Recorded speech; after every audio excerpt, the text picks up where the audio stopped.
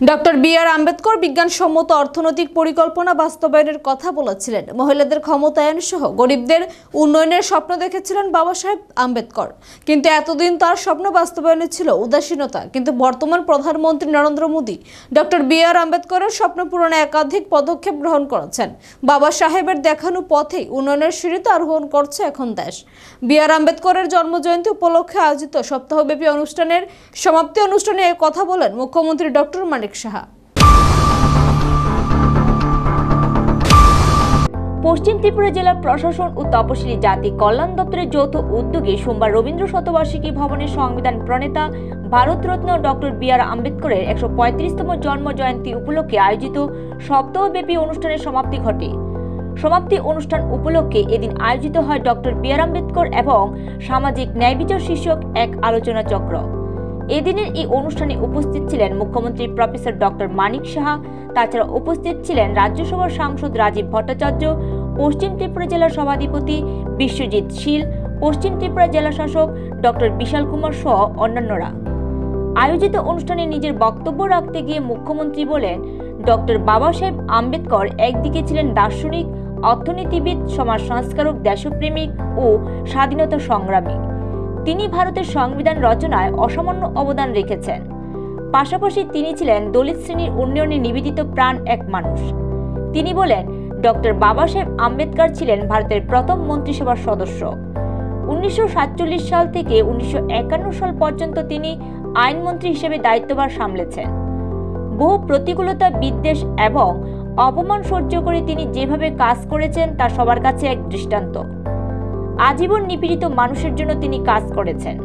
কিন্তু ভারতের এই মহান ব্যক্তিকে 1990 সাল পর্যন্ত ভারতরত্ন সম্মানে ভূষিত করা হয়নি। কিন্তু বাবা সাহেব আম্বেদকর ছিলেন ভারতের একজন উজ্জ্বল নক্ষত্র। 1956 সালে 6 ডিসেম্বর তিনি শেষ নিঃশ্বাস ত্যাগ করেছেন।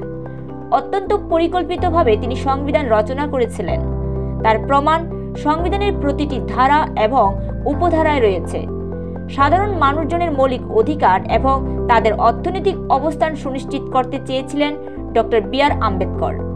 মন্ত্রীর দায়িত্ব পালন করার সময়ও তিনি বিচক্ষণতার পরিচয় দিয়েছেন। ভারতের জন্য তার অবদান কোনোভাবেই অস্বীকার করা যায় না। মুখ্যমন্ত্রী আরও বলেন, ডক্টর বি.আর. আম্বেদকরের জীবনী সম্পর্কে প্রত্যেকেরই ধারণা রাখা প্রয়োজন। বর্তমান সময়ের শিক্ষার্থীরা যদি ডক্টর বি.আর. আম্বেদকর সম্পর্কে না জানতে পারে তবে তার সঠিক মূল্যায়ন করা সম্ভব হবে না। ইতিহাস জানাতেই হবে। তিনি ভারতের জন্য কি করেছেন, আমাদের জন্য কি করেছেন তা একমাত্র তার সম্পর্কে অধ্যয়ন করলে জানা সম্ভব। মুখ্যমন্ত্রী বলেন, জাতির জনক মহাত্মা গান্ধীর সাথে কিছু কিছু বিষয়ে ডক্টর বি.আর. আম্বেদকরের মতানৈক্য ছিল। গান্ধীজি বলতেন শ্রমের বিভাজন, কিন্তু ডক্টর বি.আর. আম্বেদকর বলে গেছেন শ্রমিকের বিভাজনের কথা। এ নিয়ে এখনও বিতর্ক চলতে পারে। তাছাড়া ডক্টর বি.আর. আম্বেদকর বিজ্ঞানসম্মত অর্থনৈতিক পরিকল্পনা বাস্তবায়নের কথা বলেছিলেন, কিন্তু তার কথা পরবর্তী সময়ে বিভিন্ন পরিকল্পনায় প্রতিফলিত হয়নি। বাবা সাহেব আম্বেদকর সামাজিক, অর্থনৈতিক, দলিত সমাজের উন্নয়ন, গ্রামীণ অর্থনীতির বিকাশ, মহিলা ক্ষমতায়ন ও অধিকার প্রতিষ্ঠার উপর গুরুত্ব দিয়েছিলেন। বর্তমান সময়ে তার সেই থিওরির উপর নির্ভর করে বর্তমান প্রধানমন্ত্রী নরেন্দ্র মোদী দেশের বিকাশে একাধিক পদক্ষেপ গ্রহণ করেছেন। Doctor B.R.. আম্বেদকরের দেখানো পথে দলিত শ্রেণীর উন্নয়নে একাধিক পদক্ষেপ নিয়েছেন প্রধানমন্ত্রী। 2014 সালের ক্ষমতায় এসে প্রধানমন্ত্রী নরেন্দ্র মোদী জনধন যোজনার মাধ্যমে গরিব অংশের মানুষদের ব্যাংকিং পরিষেবায় নিয়ে এসেছেন। আর এর কারণে সমাজের পিছিয়ে পড়া অংশের মানুষজন ভীষণভাবে উপকৃত হয়েছেন। এক্ষেত্রে ডক্টর বি.আর. আম্বেদকরের চিন্তাধারার বাস্তবায়ন ঘটিয়েছেন ভারতের প্রধানমন্ত্রী নরেন্দ্র মোদী। বিভিন্ন যোজনায় বেনিফিশিয়ারিদের এখন ব্যাংকের মাধ্যমে অর্থ প্রদান করা হচ্ছে। ফলে মাঝখানে দালালরা আর অর্থ গায়েব করার সুযোগ পাচ্ছে না। মুদ্রা যোজনার সুবিধা ও যার কারণে অনেকটা সহজলভ্য হয়ে গেছে গরিব অংশের মানুষও, শ্রমিক এবং মহিলাদের কাছে, যার কারণে মহিলাদের স্বাবলম্বী হওয়ার রাস্তা অনেকটাই মসৃণ হয়ে গেছে। Doctor B.R.. আম্বেদকরের দেখানো পথেই প্রধানমন্ত্রী উজ্জ্বলা যোজনা শুরু করেছেন এবং এখন পর্যন্ত এই উজ্জ্বলা যোজনার সুবিধা নিয়ে 9 কোটি মহিলা ধোঁয়ামুক্ত পরিবেশে নিজেদের রান্নার ব্যবস্থা করতে পেরেছেন। Doctor B.R.. আম্বেদকর উন্নত ভারতের যে স্বপ্ন দেখেছিলেন সে স্বপ্নের বাস্তবায়ন করছেন এখন প্রধানমন্ত্রী নরেন্দ্র মোদী। স্কুলের পড়া বাদে কিন্তু এগুলোও কিন্তু পড়া খুবই প্রয়োজন। কারণ আমরা যদি ইতিহাস না জানি, কারা আজকে আমাদের এমন এক জায়গায়, সুন্দর একটা জায়গায় প্রতিষ্ঠিত করেছে, তাহলে আমার মনে হয় এটা ঠিক হবে না। এবং আজকের যে এখানের আয়োজন, সেই আয়োজন এই কারণেই করা হয়েছে যাতে ওনাকে আমরা স্মরণ করে উনি কি কি আমাদের জন্য করে গেছেন সেইগুলো সম্পর্কে আমাদের জানা। আমরা জানি যে উনি আমাদের জাতির জনক মহাত্মা গান্ধীর সাথে ওনার একটা মতবিরোধ ছিল, এবং এই মতবিরোধের দুটো বিষয়, একটা হচ্ছে গান্ধীজি বলতেন যে শ্রমের বিভাজন, আর আম্বেদকর বলছিলেন শ্রমিকের বিভাজনের কথা। আমরা এগুলো জানি। আমরা আম্বেদকর সম্পর্কে আমরা এটাও জানি যে উনি অর্থনৈতিক যে মডেল সেটা উনি চেয়েছিলেন যে বৈজ্ঞানিক পদ্ধতি বিজ্ঞানসম্মত যাতে হয়, তার জন্য উনি ওনার বক্তব্য তুলে ধরেছিলেন।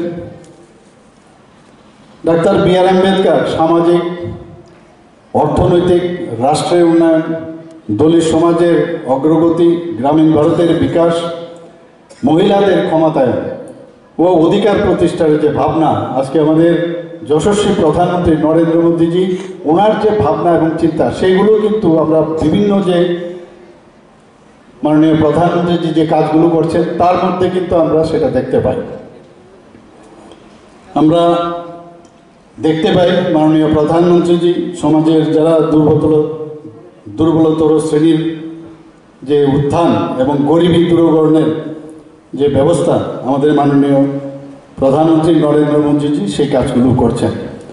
আমরা জানি যে 2014 সালে মাননীয় প্রধানমন্ত্রীজি যখন প্রধানমন্ত্রী হন, উনি প্রধানমন্ত্রী জনধন যোজনার মাধ্যমে গরিব অংশের মানুষকে ব্যাংকিং পরিষেবার মধ্যে নিয়ে আসেন, এবং এই ব্যাংকিং পরিষেবার মধ্যে নিয়ে আসাতে আগে অনেক যারা গরিব অংশের মানুষ, পিছিয়ে পড়ার যারা আমাদের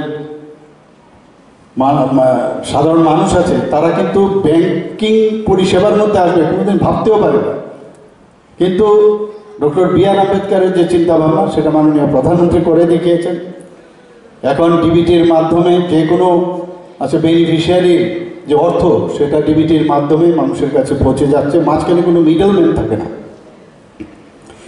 মুদ্রা যোজনা, মাননীয় প্রধানমন্ত্রীজি যখন মুদ্রা যোজনা নিয়ে এসছেন, সেই মুদ্রা যোজনায় বিশেষ করে যারা এসসি এসটি এবং আমাদের মহিলারা এই মুদ্রা যোজনার মধ্যে এক একজন সেই লাভ পাচ্ছেন, এন্টারপ্রেনার হচ্ছেন, এবং বিভিন্নভাবে ক্ষুদ্র উদ্যোগী যে আর্থিকভাবে ওনারা সেই কাজগুলো করার পরে ওনারা অনেক বেশি স্বাবলম্বী হচ্ছে।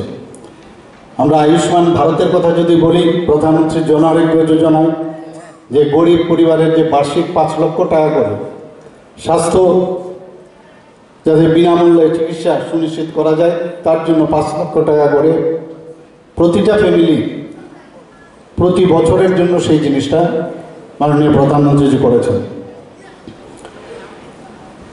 যেখানে মহিলাদের সশক্তিকরণের কথা, সেই বিষয়টাও প্রধানমন্ত্রীজি ওনার যে মার্গদর্শন উনি দেখিয়েছেন, সেই হিসাবে আজকে আমরা সবাই জানি প্রধানমন্ত্রী উজ্জ্বলা যোজনা উনি শুরু করেছেন।